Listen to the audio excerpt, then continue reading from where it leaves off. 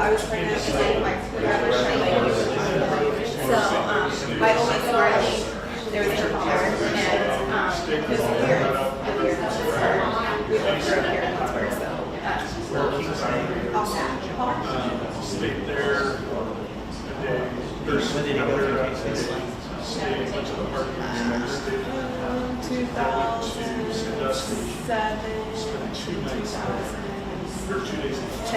We were there together. I started in 04. Yeah. But the pilot side was Chicago. I saw people in there that was in aviation. Yeah. So you probably would have had Josh Wayne. I don't know how far. Three of my girls are in Germany right now. Two of And them I always worked on soccer because the aviation. I like it. Yeah, it was his goal to get to get into commercial airlines, but you know you have to build something out. Great grands. I had 3 girls. He was and 1 little doing boy. construction after college. He thought about building. He'll be here. Yeah, he was construction. Yeah, I bet you are. Corporate rich guys that wanted to learn how to fly, and then we moved to Massachusetts. He's a keeper. Absolutely. Yeah, I'd say that. Great grandkids. Because there's so many involved. Yeah. They call me Yeah, Larry, so- which is But I what always, kids that call me for always 4 we years. tour occasionally with the students. I was and that stuff, through the you know, other there's kids and the the grandkids. solo signatures. Erica and them. Yeah, on that runway. Awesome.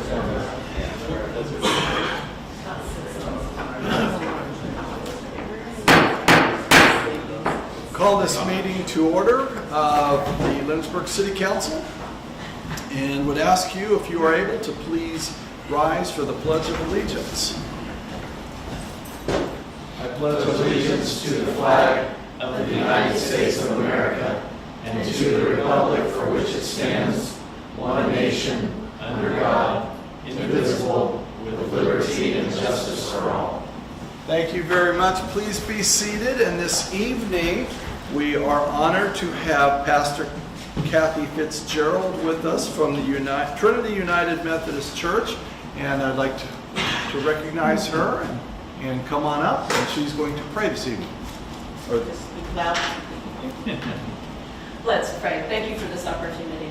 Heavenly Father, we come before you today with grateful hearts, thanking you for the privilege of gathering to serve our community, especially celebrating 250 years as a nation. We ask for your wisdom, guidance, and discernment to be present in this room. As our city council members deliberate on the agenda before them, grant them the clarity to make sound, fair decisions that uplift every resident and benefit our city as a whole. Foster a spirit of unity and mutual respect among everyone here. Help them to listen to one another with open minds and to work collaboratively, even when there are honest disagreements. Remind them of the great honor it is to be stewards of this great city and its people. May our time together be productive, and may the work accomplished here today promote justice, peace, and prosperity for the citizens of Lindsborg. In your holy name we pray. Amen. Thank you, Pastor. Thank you for your service to the church and to the community.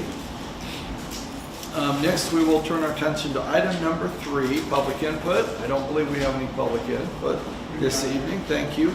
Item 4, amendments to the agenda. I don't believe we have any amendments. No, Mayor. So we will turn our attention to item number 5, which is the mayor's report. We had a safe. I guess I should check with Chief and see if it was safe. But I think we had a safe July 4th, and it was a great turnout at the park on Saturday night. A lot of good people. It just seemed like people were having a lot of fun, and I talked to people that are happy and wanted to talk about their pleased with the direction the city's going in, and I kept having people say, they're glad we're cleaning things up, and I thought, well, I knew we're cleaning up, but apparently everybody's kind of noticing. So that was very good. And I wanted to note that Molly Johnson has been organizing that for 20 years, and this is her last one, and she's going to turn it over to her niece. And we thank her very much for her efforts, and one of her many talents is doing that. And that's 20 years. I didn't know she was 20 years old. So so we thank her for all she's done for our city and continues to be. Item 6, consent agenda. There are 4 items. The approval of the minutes from the regular meeting June 15th, 2026. Payroll ordinance number 5596. Purchase order ordinance number 5597. And then item D is not one that we normally have. It's a collection bureau of the Kansas Municipal Agreement for State of Kansas Set-Off Program.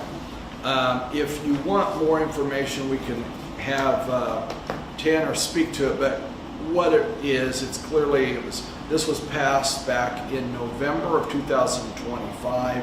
Just recently, we have been approached by the state telling us that we need 2 separate contracts for our 2 separate organizations, City of Lindsborg and Lindsborg Municipal Court. So all this, that's why it is on the consent agenda. It's only further revising what was already passed back in November. So these items are routine, enacted by one motion. There'll be no separate discussion unless a council member so requests. You certainly can do that. And with that, council, a motion would be in order to pass the consent agenda. So moved. Second. We have a motion, a second. Are there questions on the motion? Seeing no questions, we'll ask David to please call roll. Councilmember Smith, Yes. Palmer, Yes. Lysell, Yes. Johnson. Yes. Harry Lysell. Yes. Sorry about that. Motion passes. Thank you, council, and thank you, David. We now turn our attention to item 7, appointments. I don't believe we have any appointments this evening. No, Mayor. Item 8, committee and staff reports. Do we have any committee and staff reports? No, Mayor. Okay, thank you. We'll turn our attention to item 9, new business, and we will look at item A, which is the Lindsborg Community Library presentation. And from the agenda this evening, this looks like the absolute main event. Welcome, Susanna. We appreciate you being here. All right. Well, good evening, Mayor and City Council members. At the library, our mission is to welcome community residents and visitors of all ages to be engaged in the pursuit of lifelong learning. In order to fulfill that mission, we require sustainable funding sources beyond community donations, which brings us to tonight's topic, which is the proposed budget for 27 that the board has approved for your consideration. Please feel free to stop me if you have questions as we go along the document in your packet, or I can answer questions at the end. So on page 1 and 2 of the packet, I have information about return on investment provided in 2025. The library received $134,500 in property tax distribution income, which is estimated to be about $90 for the median homeowner in Lindsborg. There are 3 metrics that I use to calculate value of services: circulation of materials, program events, and library visits. So the first one up here is the circulation. We have physical library materials, e-library, and interlibrary materials. In 25, we circulated 22,150 items. 59% of that was physical checkouts, 35% was e-library items, and 6% was interlibrary loans for our patrons from other libraries. The value is the purchase price for the physical ones that we own. E-library, it's calculated at $10 a item, and an interlibrary loan is $25 an item, and that's because there's staff time involved with the shipping and receiving and all that. So we have a total value estimate of $326,950 provided through circulation. Also in 25, we held 122 events. 43% of these were early literacy events for children age 5 and younger. 39% were events for children age 6 to 11. 11% for young adults 11 to 17, and 3% for adults 18 and older, and 4% for all ages. So that's here. Then we have attendance numbers for each of those. On the children's events, you can see that and all ages, children are singled out of how many that was, because that's what the ALA suggests, that you have a per child price on the value rather than a per person attending. And so with a total attendance of 2,224 individuals, including 1,443 children, that's an estimated value to the community of $19,117. All library events are free and open to the public, both residents and visitors.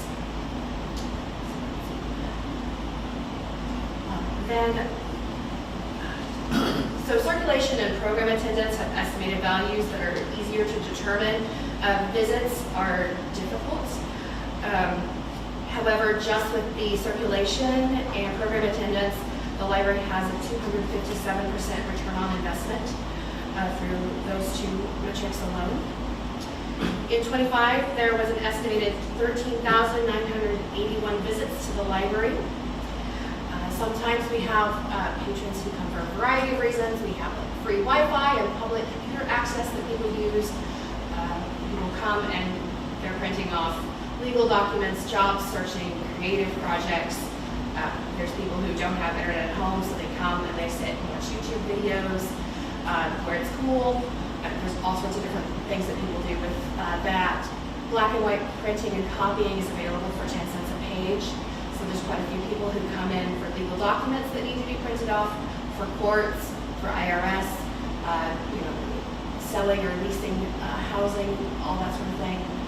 We also have gathering spaces, which have really increased with the expansion that happened last year. So right now we have 10 tutoring sessions that are reserved every week, in addition to all the ones who just come in, and if it's available, they use it. We have lots of people who come in to help with remote work and study. We have a group that's meeting weekly for discussion in the new meeting space in the history room that was recently remodeled, and we have book clubs that meet once a month. And then the used bookstore is very popular with both residents and visitors. Lots of visitors were upset last year when there was none, and now they're glad to see that we have a new one again. So again, we have people from across Kansas and the United States who have come to make use of that.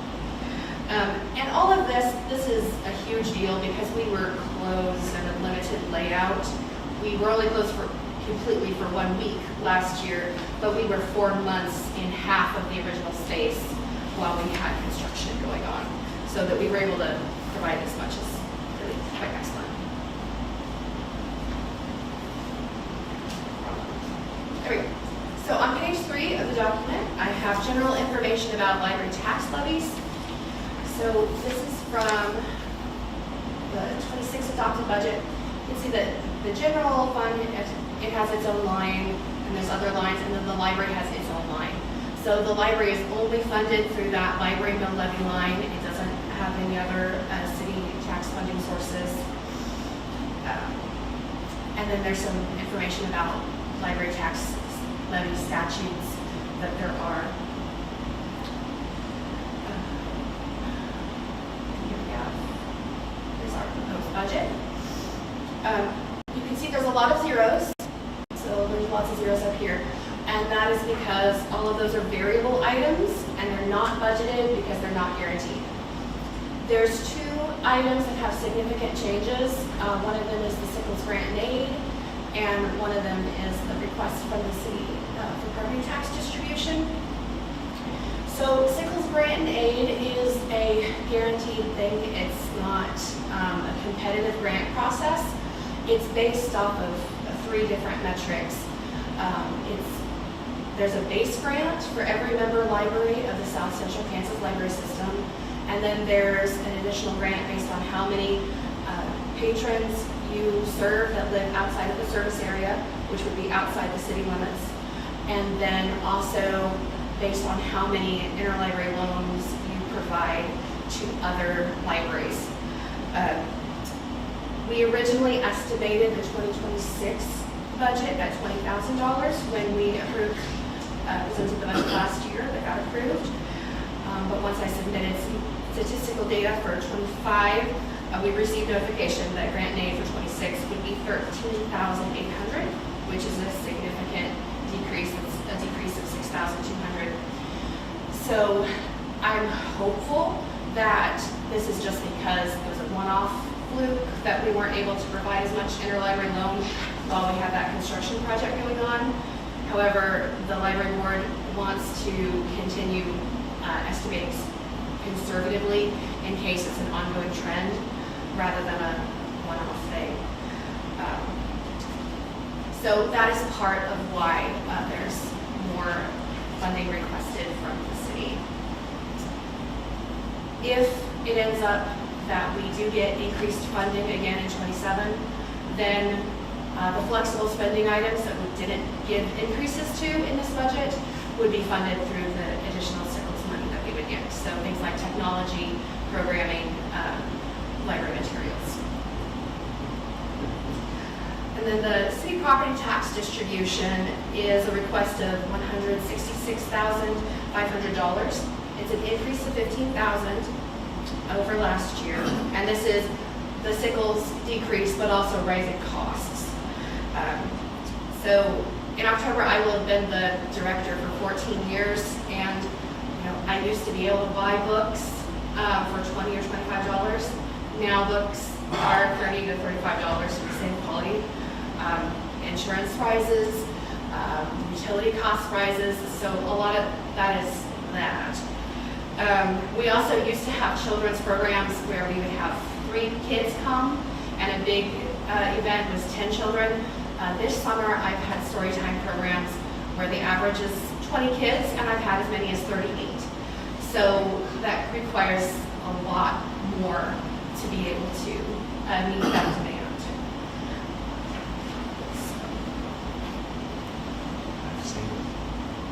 Yeah, it gets a little crazy, but we have fun. Do you have ideas of what is attributed to that? I think a lot of it, yes, and a lot of it has been the expanded space. Now the kids are totally in the back, and there's a separate space for tweens and teens, and there's a separate place for people who want the library to be quiet. And the children and the people who want it quiet are the furthest apart.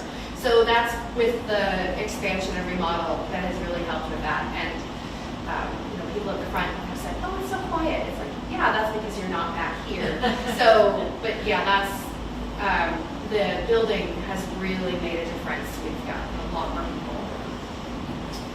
That's awesome. Yeah. Okay, yeah, I know on page 5. Okay, so capital improvement. That's on here. Oh, there it is up here. Right here it's listed at 0. We are planning significant expenses because we're planning to have enough grant funding to have the second phase of construction for the library building project, but those will be funded completely through restricted designated grants and donations. So that's why they aren't included on this budget. We have CPA services here that continues of $10,300. That's for an anticipated audit. We have to have an audit if the library income is over $250,000. This budget doesn't have that in general budget, but hopefully we'll get enough grants and donations that we'll way over it. And that's the fundraising to continue to upgrade the bathrooms and the space. And then here, there's like insurance. Yeah, just insurance. Anticipated to continue increasing. And then library materials as a whole is a flexible line item.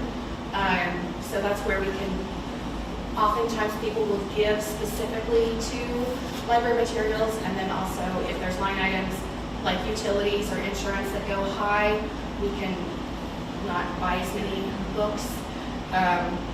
So this proposed budget keeps all that steady with minimal increases, but it's still less than the best practice recommendation for this amount of income. On page 6, we'll have the budget for payroll here is a $106,725 gross estimate. This allows for a 3% cost of living raise for current staff and hiring an additional part-time library clerk.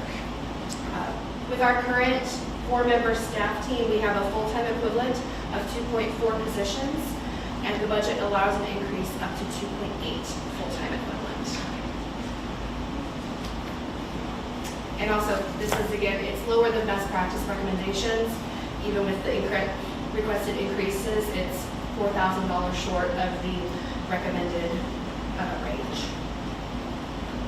On page 7, we have technology is flexible. That hopefully we can get through grants and other things, but it remains steady. Utilities are anticipated to increase slightly. And then transfer to capital improvement here is 0. Each year, up to 10% of income received from property tax distribution can be transferred to the capital improvement fund.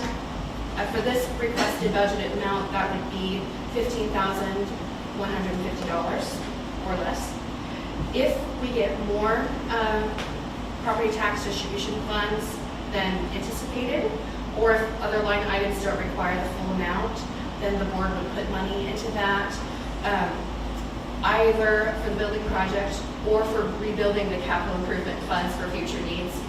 Right now, we have 2 HVAC units on the rooftop that are nearing the end of life expectancy, so we will want to have money in the capital improvement fund once they finish, decide they're done. So, and then, just in conclusion, since 1960, the library has provided access to resources and services beyond what patrons can afford on their own.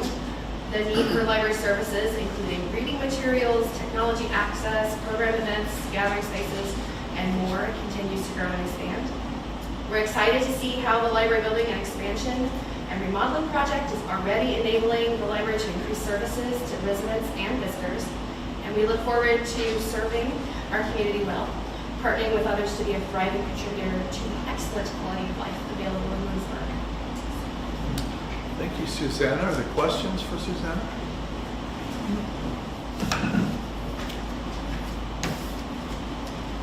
You answered all our questions. Okay. Thank you, Susanna. Great job. We appreciate your work at the library. You've done a wonderful thing. Council will now turn our attention to item B in new business, which is the Southwest Power Pool termination letter. And I'll recognize Tanner Faust, our city administrator. Thank you, Mayor, and thank you, Council. Tonight I'm asking for your approval of the authority to sign a terminating transmission customer status agreement with the Southwest Power Pool. So staff with KMEA has requested that we be off-boarded as an individual transmission customer from the SPP, as we currently receive that service directly through KMEA. So this agreement is no longer necessary. This letter, I was informed, is the first step in the process, so there might be additional agenda items that we'll see down the road that will formalize this process, but our city attorney has reviewed it, KMEA staff has reviewed it, as well as department heads and city staff. So looking for your authority to sign this letter of termination to the Southwest Power Pool. Thank you, Tanner. Are there questions? No negative ramifications. Just No. Yep. Okay. Further questions? Seeing no questions, the recommendation is for a motion to authorize the city administrator to sign a letter terminating transmission customer status with the Southwest Power Pool. Is there a motion? So moved. Second. We have a motion, a second. Are there questions? Seeing no questions, all in favor of the motion signify by saying aye. Aye. Opposed, no. Motion passes. Thank you, council. Thank you, Tanner.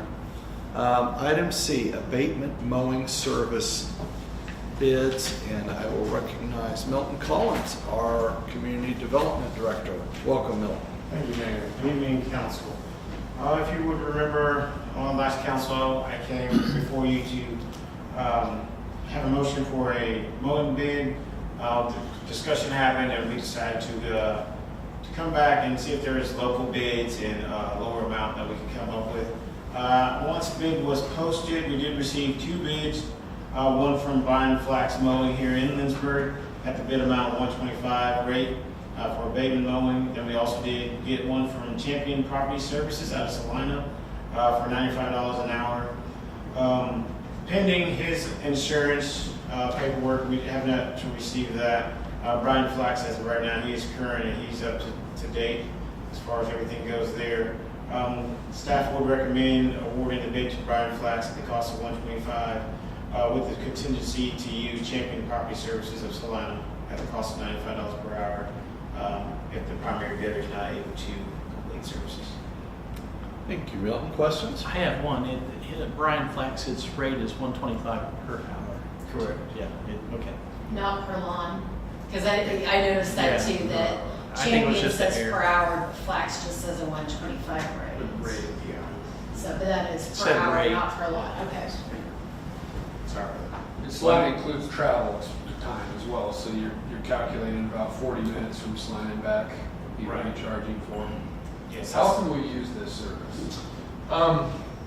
Hopefully not very often, but it certainly is needed, for, I'd say, maybe a dozen. Yeah, I probably have 5 or 6 slots that you'll probably use it if you look by the high or middle school, or I guess, yeah, by the middle school, right there by the ag building, that property right there definitely could use some help.